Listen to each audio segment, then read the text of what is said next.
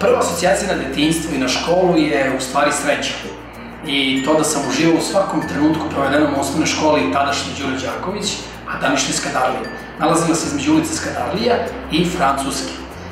Divno detinjstvo, divan period, ali ono što najviše pamtim i što me prati ceo život, to je jedan čudan san koji sanjam i dan danas, sa velikim zadovoljstvom. To je jedno dvorište koje u tom trenutku kada sam ja išao u školu bilo mnogo veliko, a sada kad odem i pogledam ga, čini mi se da se nešto smanjilo. To je nešto je manje nego što sam ga pre zamišljao. U svakom slučaju, to dvorište je bila poletno-sletna staza za moj san. Verovali ili ne, u početku skoro svako veče, a sada malo ređe, ali opet sanjam, kako se zatrčim od jednog gola, onog rukometnog, do drugog i poletim. I poletim i krenem iznad svoje škole, Đuro Đaković tada, krećem po Skadarliji i verovali ili ne, celu noć letim i gledam Beograd. U stvari ne Beograd, više ovaj stari grad i taj deo oko Skadarlije.